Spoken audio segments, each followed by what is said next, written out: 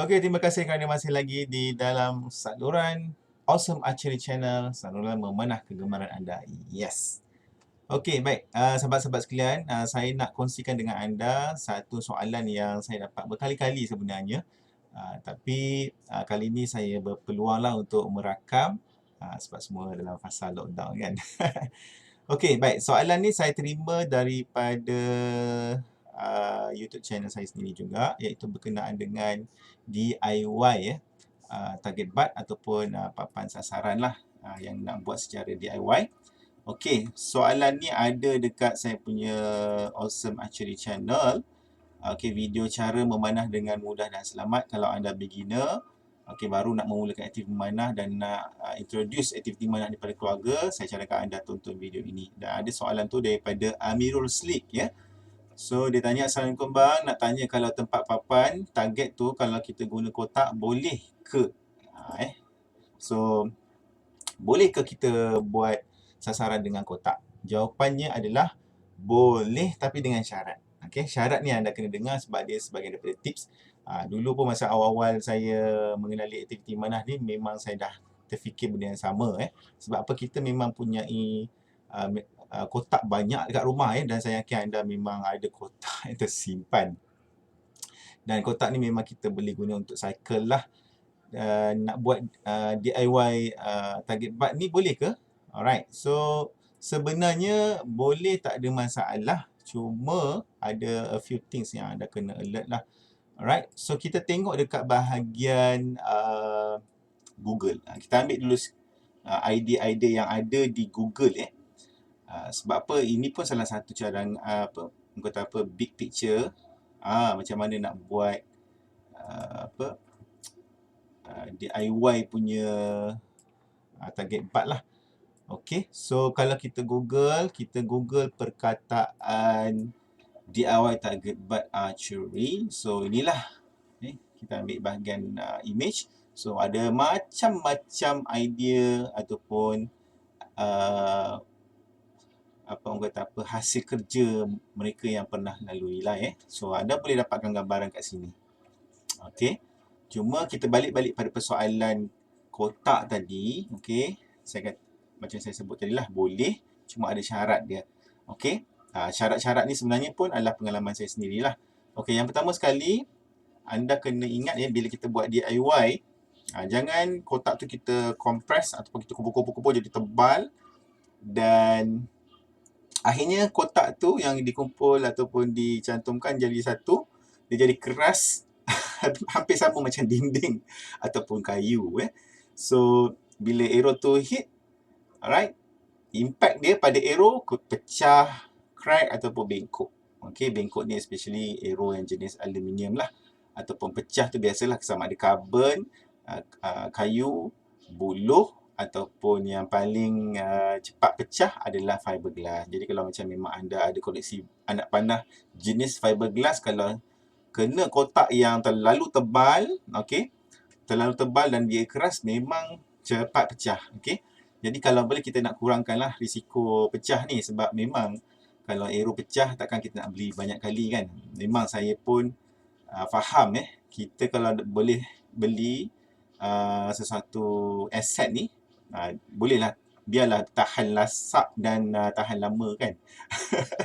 Okey, tapi tak adalah tahan sampai kita mati. Alright, dia tetap ada jangka hayat dia. Cuma tengoklah kepada kita punya perangai ataupun kita punya attitude menggunakannya. Okey, so balik pada kotak tadi, yang pertama sekali jangan terlalu keras jangan terlalu keras. Alright, anda kena try and adjust bila buat. Contohnya kita kumpul-kumpul, tebal dia lebih kurang 5 cm, anda test dulu. Dia tembus tak? Okay, kalau dia tembus dan dia anak panah tu dia separuh je, maksudnya berhenti separuh, so itu boleh digunakan. Jangan guna bila buat 5 cm, shoot and then terus dia tembus ke belakang maksudnya arrow tu pass through. Jadi anda kena tebalkan lagi. Okey, biasanya pemikiran kita kalau buat tebal terus lah kan. Okey, nasihat saya jangan terlalu tebal, test dulu. Okey. Alright, yang kedua adalah cara susun kotak tersebut. Okey, saya cadangkan tidaklah susun direct mengikut depan. Kalau boleh anda lihat di gambar ini, ini cadangan yang terbaik. Alright, dulu saya pernah buat seperti ini dan dia lebih selamat lah. Sebab apa kita guna bahagian melintang ataupun bahagian nipis kotak tu? Maksudnya bila kita tekan je kotak tu, dia akan jadi nipis kan. So kita guna bahagian yang ada nampak dia punya corak-corak ataupun dia punya apa dia kata, dia punya tepi dia tu. Okey, bila kita tekan kotak, kita akan nampak dia punya tepi dia kan. Okey, macam dalam gambar ni lah. Susunan seperti ini adalah susunan yang paling baik. Sebab apa? Ada satu lagi contoh. Susunan seperti ini, okey, kalau lihat bahagian tepi ni, kalau kita tengok ini kotak kan, bila kita kompres ataupun beli sekeping-sekeping macam ni, kita tak guna direct bahagian depan ni. Kalau guna direct bahagian depan ni, dia jadi keras Tapi kita guna bahagian tepi ni. Apa ni? Sebab apa? Kotak bahagian tepi tu dia ada gap. Gap ni yang sebenarnya akan mengurangkan risiko retak ataupun rosak lah pada arrow kita. Jadi bila ada gap, arrow tu bila dia masuk di bahagian gap tu, dia akan jadi sempit dan dia akan stopkan arrow tu. So dia tidaklah terus pada permukaan yang terlalu keras. Okey, susunan seperti ini adalah yang terbaik saya sarankan. Okey, kalau anda punya kotak yang terlalu banyak ataupun anda nak order kotak-kotak macam ni, susun seperti ini. Cuma anda kena ada kos untuk buat frame macam ni lah. Tapi this is good.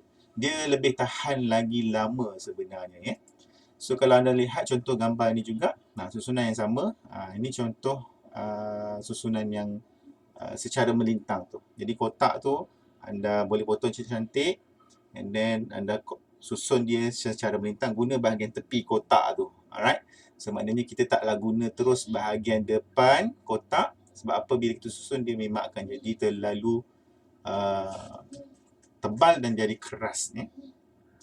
Okey, tapi apa pun anda boleh try and adjust supaya dia tidak terlalu keras dan memberi impak yang buruk lah kepada kita punya arrow. Okey, so kalau tengok contoh ataupun idea orang ni daripada Google, okey, dia punya kotak dia potong siap-siap, okey, ikut susunan cantik-cantik size yang sama. Alright, samalah macam ni. Dulu saya ada kotak punyalah banyak. Okey, saya pun buat seperti ini selepas sahaja saya dah menghancurkan arrow yang banyak. Jadi saya tengok tips, rupanya susunan seperti ini lagi selamat. Okey, pastikan anda lihat susunan seperti ini sebenarnya lagi kurang risiko arrow untuk rosak.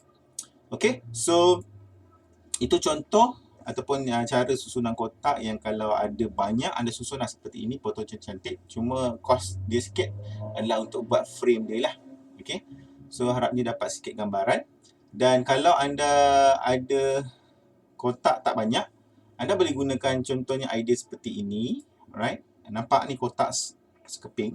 Okey, cuma anda kena ada kos yang lain pula untuk tambah isi dalam kotak ni kan. Okey, kalau tengok dekat sini DIY kotak-kotak, sebenarnya dalam dia tu yang penting. Dalam dia tu penting. Okey, apa yang boleh kita tambah ataupun isi dalam kotak tu? Okey, salah satu idenya adalah kita gunakan ni floor mat ni. Ini kalau tengok dekat DIY punya kedai, memang ada banyak dijual, cuma saiz dia kecil lah. Okey, saiz dia agak kecil. Cuma kat situ anda kena beli banyak lah untuk tebal. Tapi untuk satu set macam ni, satu warna ni lebih kurang 2, 4, 6. Jadi 6 keping, insyaAllah tu pun dah cukup baik lah. Pengalaman saya pun, saya dah test guna floor mat ni, bagus. Cuma kalau jarak dekat, anda kena tebalkan sikit. Ini pun bergantung kepada kita punya kuasa busul lah. Kalau kuasa busul anda terlalu tinggi, memang kena tebal. Dan floor mat tak ada masalah. Sebab dia memang sifat dia lembut dan dia tidak akan merosakkan arrow anda lah. Kalau anda beli fiberglass, okey, anda ada fiberglass punya arrow, guna floor mat ni memang tak ada masalah. Dia high poundage ataupun low poundage. Low poundage maksudnya low risk lah. Alright, so dia tak tembus. Cuma syaratnya mungkin kena tebal lah. Tapi elakkanlah kalau guna compound dalam jarak yang dekat. Okay, alright, so anda boleh gunakan juga floor mat. Ini adalah idea-idea lain yang anda boleh gunakan untuk buat stopper ataupun target butt. Okey, saya pun terjumpa juga soalan yang hampir sama. Okey, contohnya sahabat kita ni daripada page Sunnah Memanah. Dia pun share tips. Yang mana tips ni pun saya dah guna. Okay, Sunnah Memanah ni kata guna karpet. Saya pun pernah guna karpet. Saya pernah pergi nilai ada cebisan-cebisan, lebihan-lebihan ataupun recycle punya karpet. Saya dah guna, saya compile. Saya guna menegak macam ni juga. Sama jugalah macam Sunnah Memanah dia kata. Alright, so dikumpul surau punya karpet. Tapi dia kata jangan curi lah. Okay. Alright, so DIY ini memang DIY betul ni. Okay, frame pun buat daripada buluh. Okay, guna cable tie je, ikat dan jadi. Tapi ini ingatlah, kalau kita tengok detail dia pun nipis, tapi kalau satu keping tu dia memang nipis lah, tapi dikumpul-kumpul jadi tebal, still dia boleh stop arrow tu. Okay, yang penting dia tidak pass through. Alright, dia tidak menembusi terus ke belakang lah. Asalkan dia berhenti separuh arrow tu, just nice. Alright. Okay, so ini salah satu idea yang boleh digunakan. Super juga macam Sunnah Memanah dia kata, dia beli bag ni. Okay, bag yang pasar malam isi barang-barang niaga mereka ni kan. So boleh beli. Cuma kos kat dalam ni lah. Apa benda yang kita isi, itu yang paling penting kita tengok material dia. Okay, so anda boleh Google juga DIY target bar archery ni. So anda boleh lihat contoh-contoh DIY yang ada di seluruh dunia lah. Mereka share pengalaman dan juga dapatan mereka macam mana nak buat DIY target. Okay, target archery ni. Okay, so anda boleh follow. So berbalik pada soalan tentang kotak tadi. Okay, sifat dia kotak ni memang kita fikir kotak lembut kan. Tapi bila dah dikumpulkan, compile, memang dia ditebal. Dia boleh jadi rosak arrow ya. So memang pengalaman saya dah banyak dah, sedozen arrow rosak. Cuma saya kena saya pun tak boleh lah tak boleh tahan lah asyik rosak je semua. So saya cari idea. So ini antara susunan yang terbaik lah. Atau anda memang memang rasa macam banyak, tapi bila nak buat susunan macam ni tak cukup kan. Boleh guna bahagian depan, cuma anda kena buat try and adjust lah. So buat dulu 5 cm and then try shoot dengan jarak yang anda selalu nak test tu. Okay, kalau dia menembusi, anda kena tebalkan jadi 10 cm. Alright, so kalau 10 cm, okay, bila shoot dia yang penting arrow dia, indikator dia adalah dia tidak masuk ujung je. Kalau masuk ujung tu maksudnya dia terlalu keras lah. Kalau boleh dia masuk separuh ataupun suku, maksudnya just nice. Dia punya ukuran dia bagus. Kalau anda guna permukaan, direct permukaan depan macam ni So kalau bahagian tepi ni, ini memang automatically by default okay. Alright, ini sangat okay sebab dia ada gap tu. Okay, walau apa pun, saya cadangkan, alright, saya cadangkan, anda kalau ada kotak boleh buat, boleh buat. Tapi memang in the future apapun, benda ni akan hancur jugalah sebab kita akan shoot posisi ataupun target yang sama kan. So dia memang akan lebur jugalah. So kita tak ada replacement. Replacement tu memang kita akan cari kotak lain lah kan. Alright, tapi apa pun boleh jadikan ini sebagai idea awal untuk orang kata apa, kita memulakan hobi yang baru ini. Okay, tapi untuk long term, kalau anda ada bajet sikit, saya cadangkan anda terus pergi dekat online Shopee. Ini saya nak cadangkan lah. Dan dekat Shopee actually, kalau anda anda type target archery foam, memang banyak ciri-ciri ni. Dan saya yakin mungkin anda pernah pergi dekat Shopee dan type target bar ataupun target archery. So terlalu banyak pilihan kan. Memang pilihan yang utama adalah yang paling murah lah kan. Tak dinafikan, saya pun macam tu. Cuma aspek murah ni kita tengok juga aspek safety, yang mana yang lebih selamat ataupun yang mana bagus untuk kita invest Okey, saya cadangkan kalau anda ada bajet, okey, saya ada jumpa target foam, PE foam, which is ini bahan yang memang popular digunakan dan bagi saya satu dia ringan, mudah di mobile, okey. Kemudian tahan lasak jugalah. Tahan lasak ni maksudnya kena air pun tak ada masalah, okey, kena lembab pun tak ada masalah, tinggal kat luar pun tak ada masalah. So PA foam ni memang tahan lasak, alright, tahan lasak dan ringan. Mobile lah nak bawa ke mana-mana So ada dua yang penting, target PE foam ni dia kena tebal Alright, so saya dah survey yang paling murah lah kalau anda nak cari terms murah dan selamat. Contohnya reseller macam ni. Okey, saya tengok dia punya ketebalan. Yang ni saiz 50x50. Dia punya saiz depan dia lah, permukaan dia. Tapi ketebalan dia ni yang paling saya consider lah, yang memang saya pentingkan, iaitu ini 10cm ni memang dah cukup tebal dah. Dan harganya banyak anda lihat RM24 sahaja. Okey, anda sudah dapat 50cm kali 50cm kali 10. Ni sangat murah bagi saya. Okey, dan selamat digunakan lah. Kalau nak bagus, nak lebih selamat, anda beli 2 biji, baru sahaja RM48. Tambah sedikit lah untuk kos postage kan. Okey, dan kalau nak lebih besar, reseller ni pun sama. Seller ni jual saiz yang berbeza, sedikit besar. 100cm 100cm memang besar. Okey, memang besar. Dan cukup selamat. Harga dia RM85 lah. Tapi tebal dia tetap 10cm. Still lagi sebenarnya murah. Okey, dan this is good. Mudah juga untuk kita simpan. Okey, kalau anda nak beli ni RM85. RM85.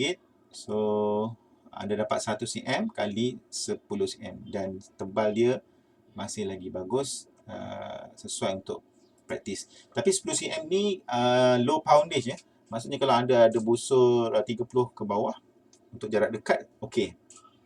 Okay, untuk high poundage, anda kena tebalkan lagi. Maybe anda kena beli 2 ataupun 3. So, anda letaklah. Kalau 3 dah jadi 30cm, that's good. Itu lagi selamat lah. Memang dia takkan tembus. Jadi, kalau anda nak dapatkan ni, saya recommend yang ni lah. Sebab ini juga adalah ketebalan yang sangat bagus dan murah. Consider murah lah sebenarnya. Jadi, kalau anda nak cari murah lagi, saya tak jumpa lah setakat ni. This is yang paling cheap dan selamat. Okay, so anda kalau nak dapatkan form ni, seller ni pun sebenarnya saya pernah membeli. Saya bukanlah affiliate, saya bukanlah promosi, tapi dia punya spek bagus. Alright, dari sudut safety bagus. Anda boleh dapatkan So kalau anda nak dapatkan, saya dah sediakan link dekat bawah bahagian video ni. Anda boleh klik je terus. Saya directkan anda dengan seller ini. This is good barang yang anda boleh dapatkan untuk praktis memanah. Okay, so akhir sekali, ni dia, sorry, ni saiz dia yang 24 tadi dan 85. Okay, so akhir sekali, dalam fasa lockdown ni saya yakin anda memanah di dalam rumah. Majoriti lah yang saya lihat di internet, di media sosial, ramai yang praktis, dan ada yang kata memang dah tak tahan dah ni. Okey, ramai yang memanah di dalam rumah ataupun dalam bilik. Okey, saya cadangkan, elakkanlah anda memanah di dalam bilik ataupun di dalam rumah. Kenapa malang tidak berbau? Okey, so saya yakin maybe anda memang dah lama memanah, dan kita diuji untuk lockdown, tak dapat pergi outdoor. Okey, lalu memanah di rumah. Boleh, tapi saya cadangkan tidaklah memanah ke dalam rumah. Atau anda nak memanah dalam rumah, kena senyap-senyap lah. Cuma elakkan dipamerkan ataupun dipromosikan dalam internet. Sebab beginner lain pun akan tengok, boleh mana dalam rumah? Selamat nampaknya kan? Jadi mereka pun akan follow trend itu. Okey, memanah dalam rumah.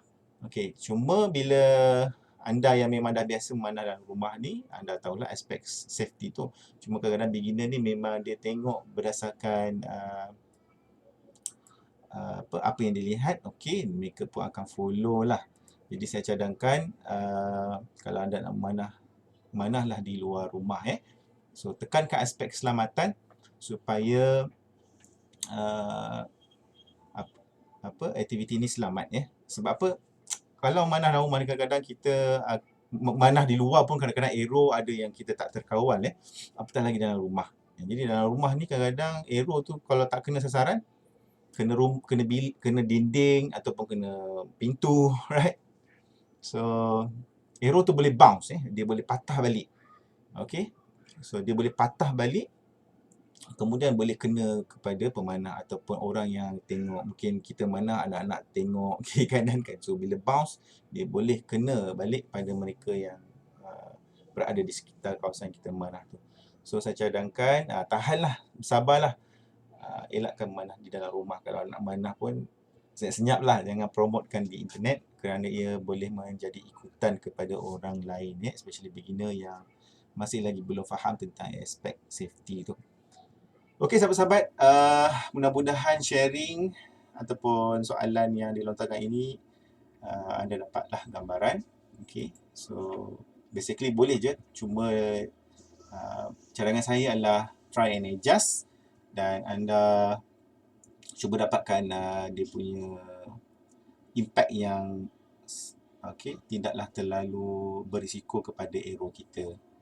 Okey, mudah-mudahan sharing kali ini memberikan manfaat. Kita teruskan, saya harapkan anda teruskan bersama dengan Awesome Archery Channel. Jadi kalau anda yang baru first time tengok video ataupun jump in dengan channel ni, jangan lupa subscribe dan tekan bell notification Awesome Archery Channel supaya anda dapat notifikasi video-video terbaru dan mudah-mudahan kita berjumpa lagi. Kita jumpa lagi insya-Allah. Assalamualaikum warahmatullahi wabarakatuh.